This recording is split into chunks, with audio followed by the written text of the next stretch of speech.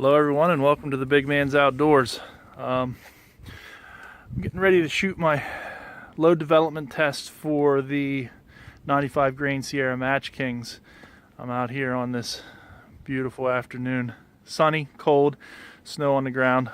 So we'll have to see how this all works out. I'm going to start the intro from here. I just got the range set up, shooting at 100 yards. I got the chronograph set up.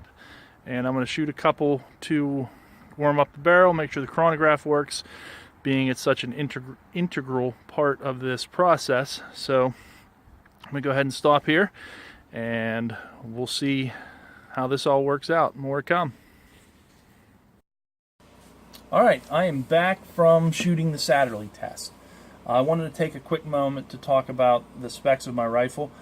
My rifle is clear at the moment, bolts back, no magazine in it. I checked for a round in the chamber before I put it up here. First thing I always do whenever I touch a rifle is check it. So this rifle, I'm running an upper I got from AR-15 part. Same with the barrel. It's an 24-inch 1-in-7 twist barrel with competition muzzle brake, I think is what they call it. It's what came with the barrel. I got an Anderson Manufacturing lower. It was a strip lower that I bought from a local gun shop, and I just put a mil-spec lower parts kit on it. I have a Luth AR stock in the back. I'm running a rifle length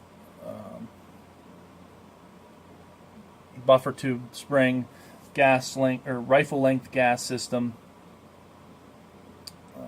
Acme Machine 6x24 MOA scope, and that should about do it for the rifle. So let's go ahead and talk about results. I know normally I put a clip of me shooting the groups in between the intro and the results, but it's a 16-minute video of me shooting, and I'm not going to try and edit it. I'm just going to leave it. I'm going to put it at the end of this section, so if you want to stick around and watch that video of me shooting this group, this test, you're more than welcome to. So just as a review, Satterlee load development test, I'm using the 95 grain Sierra MatchKings. I am using H4350 powder, and I made 10 rounds between 26.3 grains of powder as my high, and then dropping in 0.2 of a grain increments down to 24.5 grains of powder. I had a cartridge overall length of 2.30 inches. That's what I ended up loading this round to. I had a jump on this 95 grain of about 50 thousandths of an inch at this length, so I was curious to see how it grouped with that jump.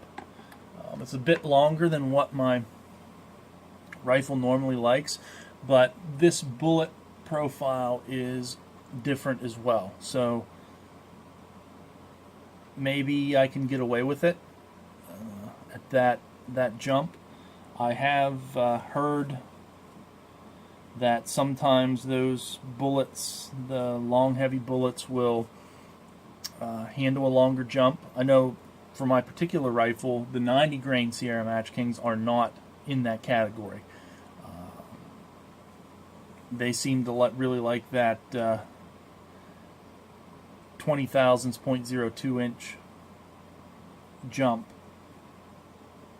to get my best accuracy so far, at least from what I've found. There might be a better one, but I haven't played around with everything. So let's talk about how this ended up.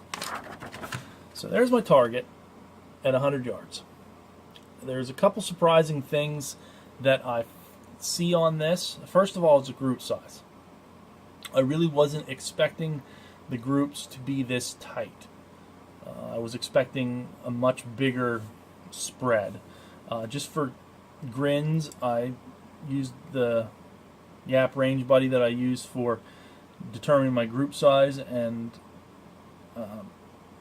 analyzed this group, and it's a 1.12 inch group.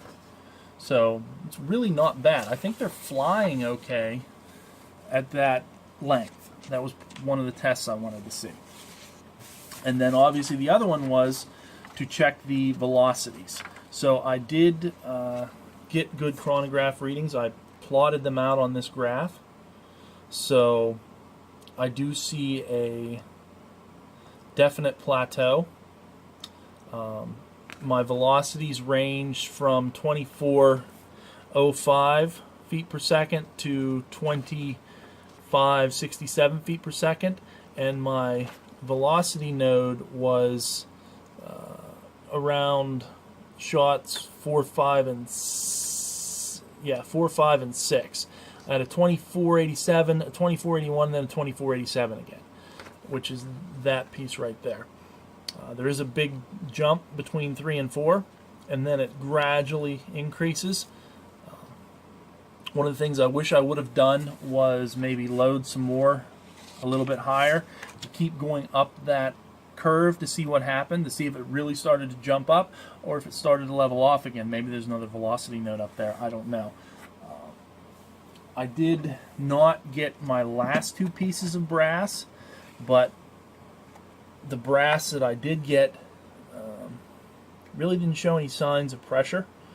So I think I might be okay if I ever want to try and push that up. But I think I'm just going to stick with this data right here for now.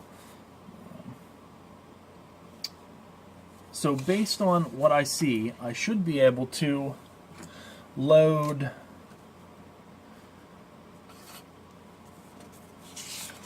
right in the middle of that node, which is 25.3 grains of powder, and I should, based on the theory of this load development test, I should be able to find an accuracy node in there. Now, just again for grins, I took a look at the video and I tried to mark on here where my shots landed as they were occurring, and 4, 5, and 6 were the shots where the velocity node is, and I just grouped them out, and according to, again, Range Buddy, this has a 0.484 inch group, 0.8 MOA. So that's really not too bad. It's 3 shots, but I think if I can get these bullets to fly like that and my load development ends up being in there, I'll be okay. I mean, it's a sub-MOA group. I'm okay with that. The one thing that I was hoping to get a little bit better on was velocities. I was really hoping the velocity node was going to be up near the higher end of the velocity, but it's kind of in the middle. I mean, we're looking at what, 2480 something, give or take, mid 80s for velocities, which, I mean, I did a real quick calculation, and I'm not going to say these numbers are absolutely correct, but at that velocity, muzzle velocity, given this bullet, I think I should still be supersonic. I think and again, these numbers were just me throwing some stuff around. I don't know if they're right or not, but just initial numbers say that I should be at 1,300 feet per second at 1,000 yards.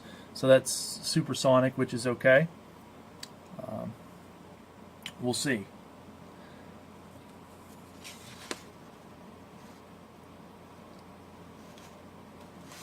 I know I did some looking at H4350 for the 90 grain Federal Fusion, and they have a minimum charge listed and a max charge listed. So their max charge is 26.9 grains of powder. Again, this is for the 90 grain Federal Fusion. 26.9 grains of powder, and their velocity, this is from the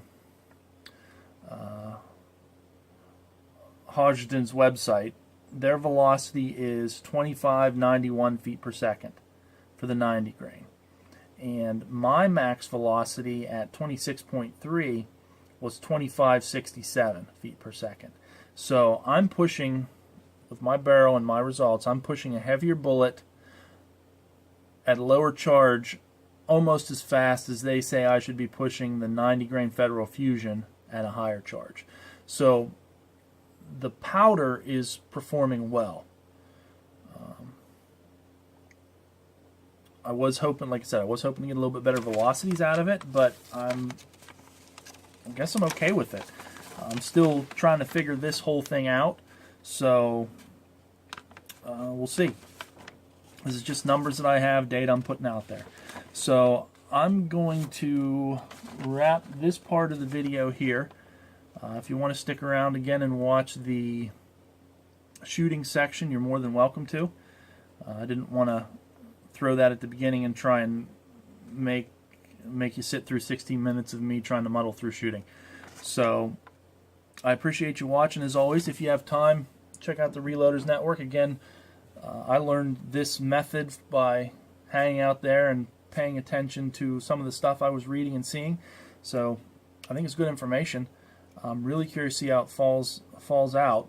Like I say, my next step is I'm going to load 10 rounds at the 25.3 grains of H4350 and shoot them, see how they group, see how my chrono readings go, see how this, see what my standard deviation is, velocity, so on and so forth, and give this method a test and see if it works for me. So far I'm seeing what I'm seeing, or I'm seeing what I should be seeing. And again, thanks for watching. As always, this is the Big Man's Outdoors. Have fun outside.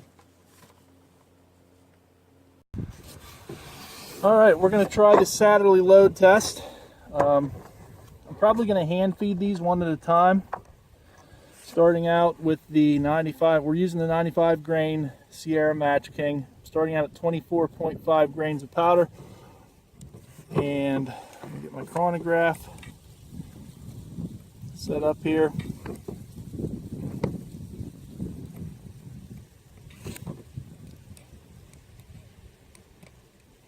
Alright, we look to be good. String 1. Nothing in there. Like I said, I'm going to try and shoot these one at a time and find my brass as I shoot them. Let's see how this works.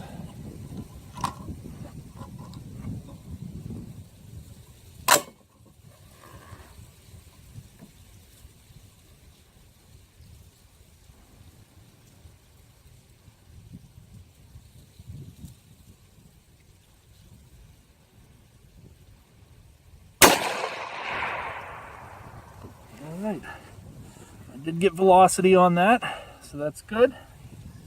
Got my brass. Still got the marks on it. Excellent.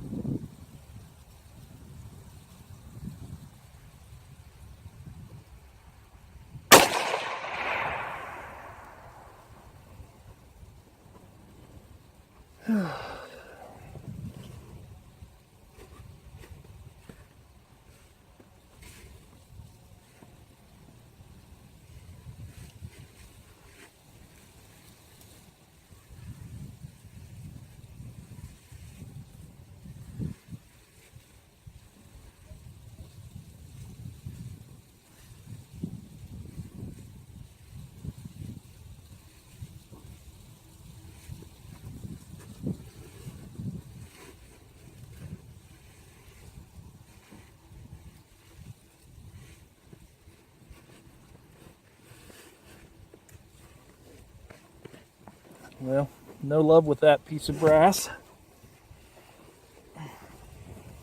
Maybe I'll find it when I'm done. I'll move my little brass deflector back a little bit, see if that helps. Next round.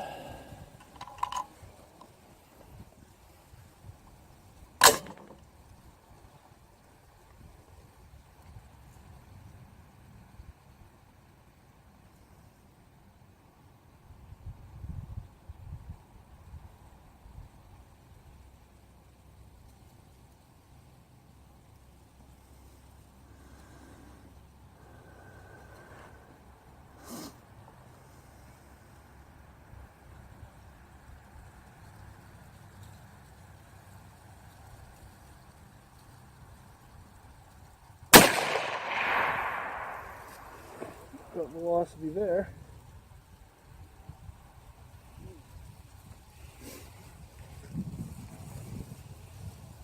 The brass isn't going very far.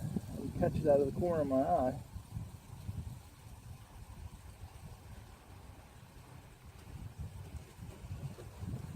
The other thing about this is you're supposed to let your barrel cool down a little bit between each shot. So hand loading and looking for brass, I think, will help this situation.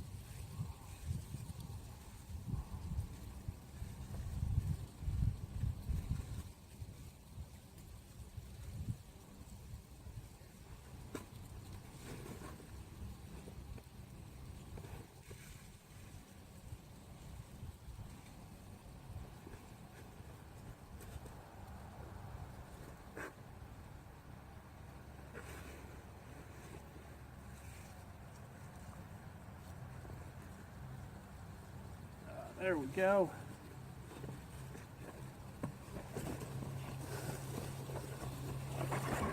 That gives me a place to look.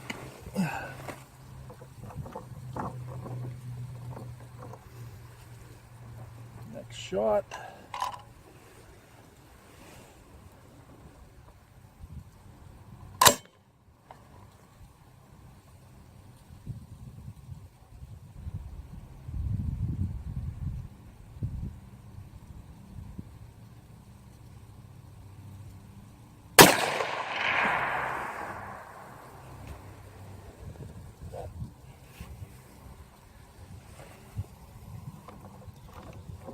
Still getting chrono readings.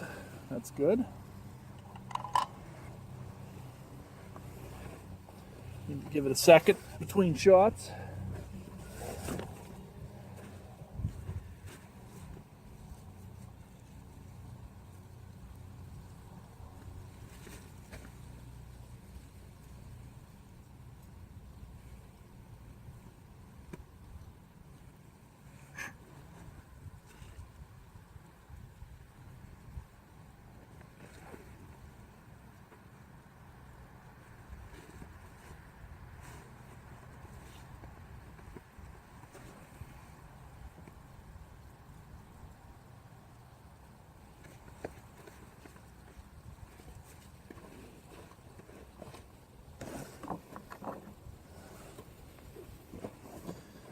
Right.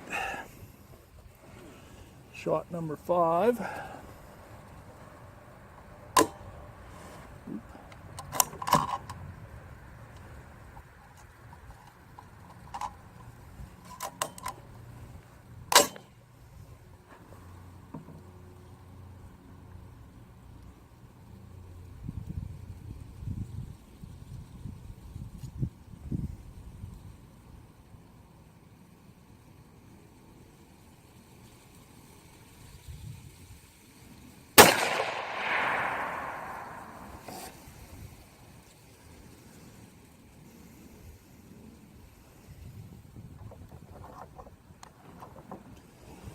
Chrono readings, so that's good. Give the barrel a second.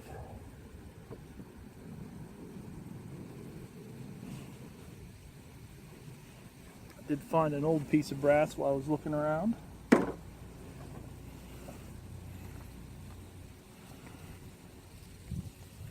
Now this next piece is the one that I marked red that had the loose primer pocket.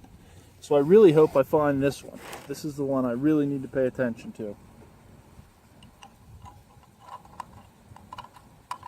It's the one that had the sway gauge mark when I was talking about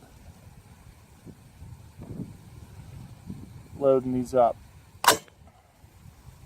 Shot number 6.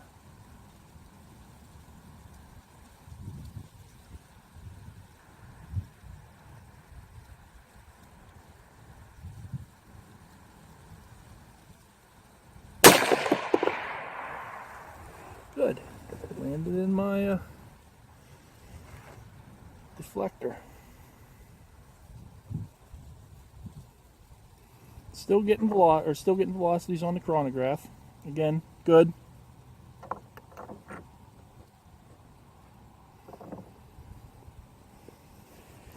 We just hold up for 4 more rounds. I think we can get some analysis.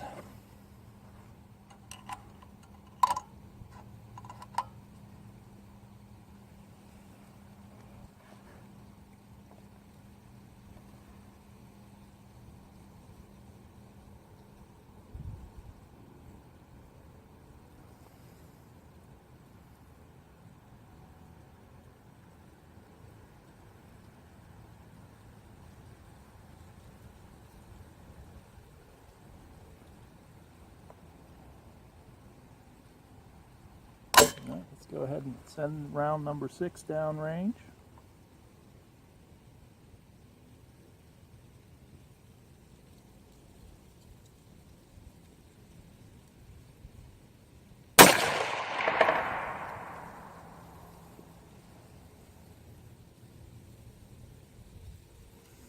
Now, if I remember correctly, when I was loading these, I think the next round is where I started getting compression.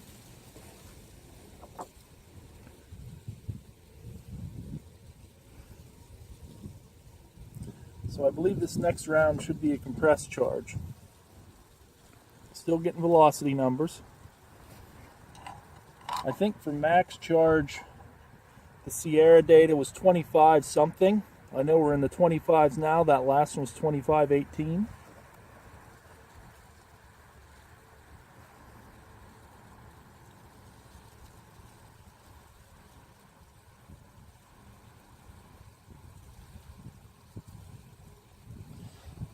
The other thing is it's about 20, upper 20s today. So I will be curious to see when I shoot all this stuff, the loads in the summertime, what velocity differences we get. So I know some of this powder is supposed to be temperature insensitive. We'll see what we'll see. All right, round number 7 downrange.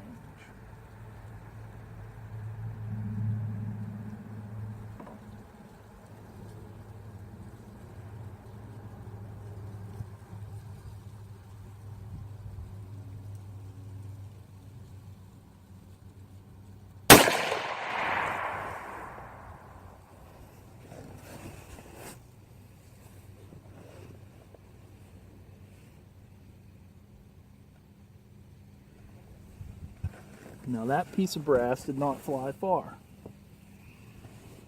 Oh, there it is. Okay.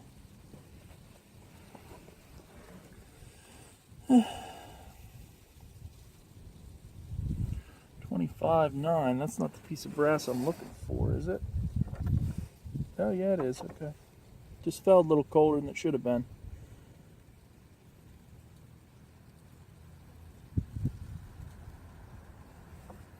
Nothing alarming on the brass so far.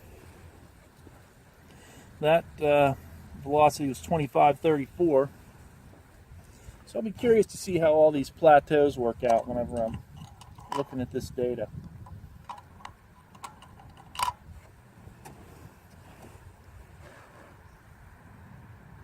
Should have been reading them off as I shot them. Maybe when I'm done, I'll go through the string and read them. Round number 9 downrange.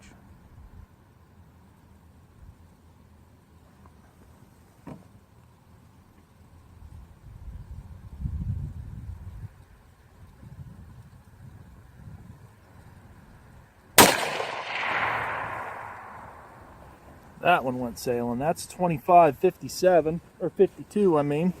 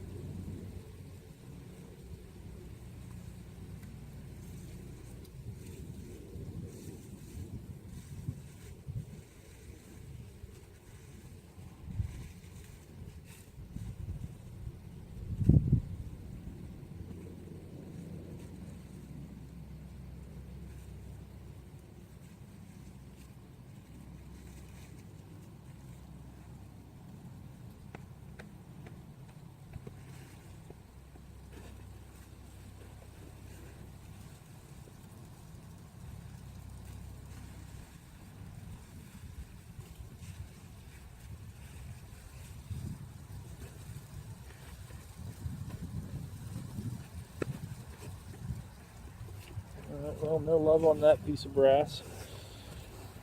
Let's see if we can get our last chrono reading down. This one's 26.3.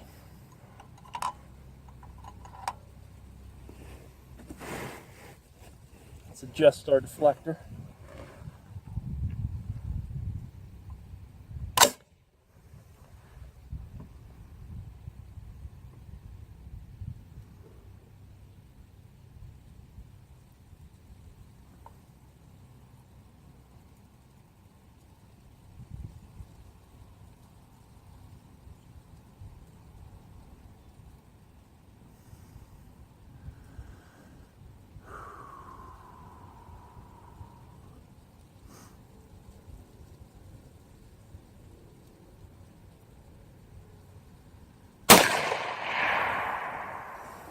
Of course. Oh, end. Okay, good.